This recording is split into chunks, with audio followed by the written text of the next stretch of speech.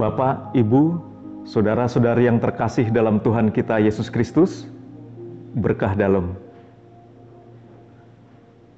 Saya percaya pada hari ini, Bapak, Ibu, saudara-saudara yang terkasih, dalam lindungan Tuhan dan kasih karunia Allah Bapa di surga.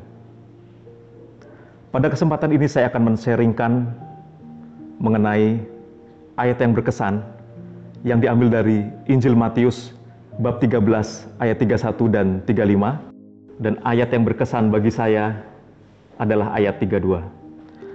Memang biji itu yang paling kecil dari segala jenis benih. Tetapi apabila sudah tumbuh, sesawi itu lebih besar daripada sayuran yang lain. Bahkan menjadi pohon, sehingga burung-burung di udara datang bersarang pada cabang-cabangnya. Puji Tuhan, saya sungguh terberkati dengan ayat ini, Bapak Ibu Saudara sekalian. Saya sempat googling di internet, seperti apa sih biji sesawi itu? Karena dalam setiap pengajaran Yesus kepada murid-muridnya, Yesus selalu menggunakan perumpamaan-perumpamaan. Sehingga ini sungguh menggelitik saya untuk melihat seperti apa sih biji sesawi itu. Ternyata setelah saya lihat di internet, biji sesawi itu besarnya hanya 1 mili. Kecil sekali, hanya 1 mili. Dan kemudian saya googling juga di internet, seberapa besar sih pohon sesawi itu? Ternyata saya cukup terkejut. Pohon sesawi ini besarnya seperti pohon beringin, Bapak Ibu Saudara sekalian. Kalau saya bandingkan dengan biji yang 1 mili dan menjadi pohon yang seperti pohon beringin besar sekali itu, dan dengan cabang-cabangnya, itu sesuatu yang menjadi sangat luar biasa bagi saya. Sebetulnya apa yang ingin disampaikan Yesus melalui perumpamaan biji sesawi ini? Biji sesawi ini setelah saya amati dan saya dalami dan saya resapi, ternyata merupakan gambaran dari iman. Iman yang sudah Tuhan anugerahkan kepada saya pribadi. Bagaimana iman yang sudah ada dalam diri saya ini mampu saya pupuk, saya kembangkan, sehingga bisa memberikan impact atau dampak yang luar biasa bagi orang lain pula. Sama seperti pohon sesawi, di mana ranting-rantingnya digunakan untuk sarang. Seperti Bapak Ibu tahu ya, kalau seandainya burung-burung bersarang pada pohon, berarti burung-burung itu nyaman dengan pohon tersebut.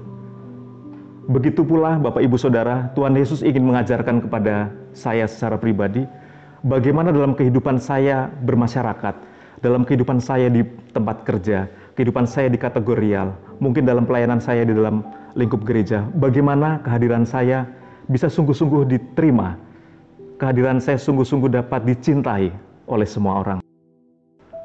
Gambaran mengenai iman dalam hati saya dan dapat berkembang dengan baik, saya punya pengalaman pribadi. Saat saya kuliah dulu, sama seperti halnya remaja-remaja yang beranjak dewasa, datang ke kota.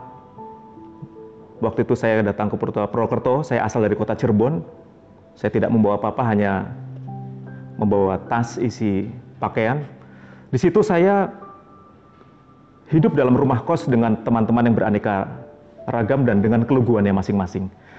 Ternyata sebelah kiri saya, kamar sebelah kiri saya terjerumus pada pergaulan dan juga narkoba.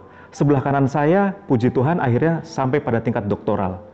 Di situ saya harus mengambil suatu keputusan mana yang harus saya pilih.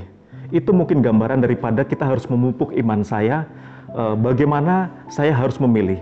Sehingga saya akhirnya memilih untuk pada kegiatan-kegiatan organisasi di lingkungan kampus, dan pada akhirnya saya bisa membangun sebuah unit kegiatan mahasiswa yang bergerak di bidang seni di salah satu universitas negeri di kota Purwokerto.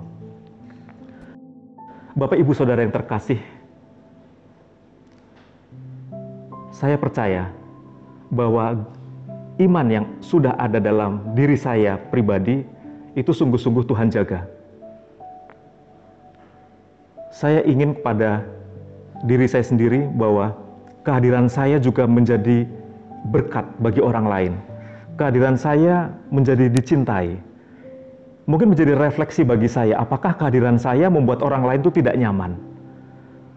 Sehingga mudah-mudahan dengan perenungan ayat di ayat 32 ini tentang biji sesawi ini menjadi refleksi bagi saya pribadi dan mudah-mudahan bagi Bapak Ibu Saudara sekalian, bahwa sungguh-sungguh bahwa iman yang ada dalam diri kita dapat berkembang dan dapat tumbuh dan dapat menjadi saluran berkat bagi orang lain.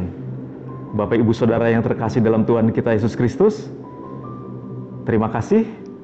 Saya percaya berkat kasih Allah Bapa menyertai Bapak Ibu Saudara sekalian.